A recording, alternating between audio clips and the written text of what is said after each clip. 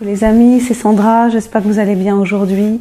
Ça fait un petit moment que j'ai pas fait une vidéo, donc voilà, ma nouvelle vidéo. Je suis un petit peu enrhumée, j'ai la voix un peu cassée, voilà, donc j'espère que ça vous dérangera pas trop. Aujourd'hui, je voudrais vous parler de réseaux sociaux. Alors ça fait un mois à peu près là que j'ai arrêté... J'ai arrêté les réseaux sociaux, on va dire. J'ai supprimé ma page Facebook, ma page auteur. J'ai supprimé mon compte Twitter.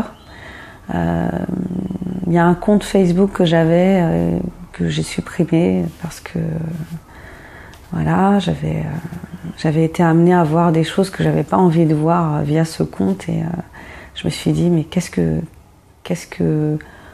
que tu es sur les réseaux sociaux pour voir ça? Non. Donc j'ai supprimé ce compte, enfin pour d'autres raisons, mais pour celle-là en particulier. Donc les deux autres restent actifs, mais j'y vais vraiment de manière épisodique. Voilà, chaque fois que j'en sors, je déconnecte. Donc du coup, vraiment, je ne fais plus usage comme je faisais il y a peu de temps. Alors pourquoi? Il y a trois raisons principales au fait que j'ai pris cette décision. La première raison, c'est parce que j'ai vraiment compris, enfin j'ai vraiment senti que j'étais accro en fait, que j'étais accro à Facebook, en particulier Twitter. Ça n'a jamais été un réseau qui a éveillé mon appétit, enfin je veux dire j'ai jamais vraiment accroché à Twitter, je sais pas trop pourquoi j'y étais d'ailleurs, mais en revanche Facebook oui, j'ai vraiment un goût pour ce réseau. Je trouve il développe une addiction. Voilà, j'avais envie de savoir ce que certaines personnes avaient partagé. Je faisais défiler jusqu'à ce que je trouve un truc intéressant, une vidéo, un post. Voilà, et je sais pas combien de fois dans une heure j'allais voir ce qui se passait sur Facebook. Ça devenait quand même assez problématique, j'allais dire, et puis chronophage, quoi. Ça prend du temps finalement. Je sais pas combien de temps je passais sur ce réseau sans m'en rendre compte, parce que on fait ça tellement d'une manière spontanée. Allez, je vais regarder vite fait. Puis finalement, tu sais pas combien de temps tu restes dessus. Et tu te demandes ce que ça t'apporte en fait. Donc il y a aussi une histoire d'ego qui rentre là-dedans. Je veux dire, on montre des choses, on a envie que les gens les apprécient, les gens nous montrent des choses, on a envie qu'on les apprécie. Enfin, on est dans cette espèce d'échange, mais en même temps à la recherche du like, à la recherche de l'attention. C'est assez particulier. Je pense que dans les années qui viennent, il y aura certainement des gens qui analyseront de manière fouillée notre rapport à ces réseaux sociaux, puisque de toute façon, ça fait maintenant partie de notre vie et ça n'en partira pas comme ça. Autre chose aussi, c'est que oui, j'utilisais aussi Facebook dans un but de promotion, dans un but professionnel en quelque part, c'est-à-dire parler de mes bouquins, faire de la promo. Bon, ça fait un moment que je me suis aperçue que c'était pas ça qui vraiment faisait vendre mes livres, enfin un petit peu, mais finalement je tourne en rond dans cette promotion. Je suis beaucoup en relation avec des personnes qui sont auto-éditées comme moi. Enfin, il y a une espèce de cercle, je sais pas si c'est un cercle vicieux, mais voilà, ça tourne en rond. Bon, j'avais besoin de couper avec ça. Je sais pas si je vais couper longtemps ou si je vais y revenir. Voilà, je sais pas, mais on va voir.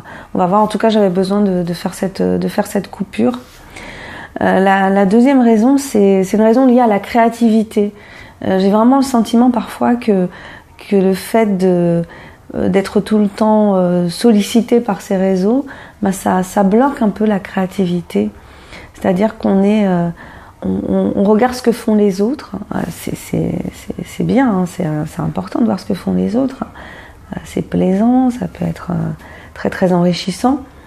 Mais du coup, peut-être que ça empêche d'être créatif. C'est-à-dire qu'on est immergé dans ce qui est donné.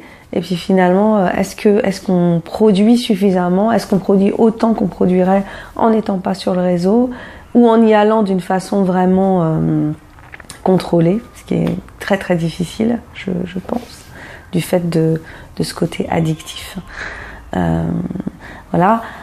La troisième raison, ça rejoint celle-là. Ma troisième raison, c'est j'ai éprouvé un besoin de me recentrer sur ce qui est important pour moi. Et ce qui est important pour moi, c'est l'écriture. Voilà, ouais, il faut que j'écrive, quoi. C'est ça qui est le plus important. Et le sentiment de perdre quelque part du temps, de perdre mon temps, de perdre mon temps sur les réseaux sociaux, enfin sur ce réseau social en particulier, et de pas être assez centré sur ce qui est vraiment au final important pour moi, que ce soit l'écriture. Et je me suis dit que j'allais me recentrer aussi sur mes deux médias qui sont cette chaîne YouTube où j'essaie de partager des choses, de sortir parfois de ma zone de confort, et puis mon blog, où je poste des articles, où je fais pas mal de chroniques, où je parle. C'est vrai que en utilisant ces deux supports, je parle autant d'auto-édition, de lecture, d'écriture, de choses qui sont reliées au développement personnel, parce que le développement personnel, ça m'intéresse beaucoup. Donc voilà, pour l'instant c'est ça. Je me suis recentrée et je trouve que ça me fait du bien. Ça me fait du bien. C'est pas facile parce que je me suis découverte accro et je trouvais ça un petit peu inquiétant quand même. Un peu inquiétant. Et donc je pense que c'est bien de me recentrer. Voilà, c'était ça que je voulais partager avec vous aujourd'hui. Peut-être que c'est votre cas, donc n'hésitez pas à partager et puis à faire l'expérience d'arrêter pour voir, parce que c'est quand on essaye d'arrêter qu'on se rend compte finalement à quel point on est dans cette dépendance plus ou moins importante, et ça pose question quand même, ça pose question. Donc je me présente pour ceux qui ne me connaissent pas, je suis Sandra Ganneval, je suis écrivain indépendant. Mon objectif en créant cette chaîne, c'était de partager avec vous des réflexions sur l'écriture, sur la lecture, sur l'auto-édition, sur des sujets qui me tiennent à cœur. Si vous voulez savoir un petit peu ce que j'écris, donc j'écris principalement des livres de fiction, eh bien vous pouvez aller juste en dessous de la vidéo et puis voir un peu mes différents liens. Je vous remercie si vous êtes allé jusqu'au bout de cette vidéo. Je vous souhaite une excellente journée. Si vous avez aimé, mettez-moi un pouce vers le haut. Si vous n'avez pas aimé, ce n'est pas grave, on ne se quitte pas fâché. Et puis, abonnez-vous éventuellement si vous en avez envie. Et je vous souhaite, j'espère vous voir vous voir. J'espère que vous serez là pour la prochaine vidéo. Je vous dis à bientôt. Bye bye.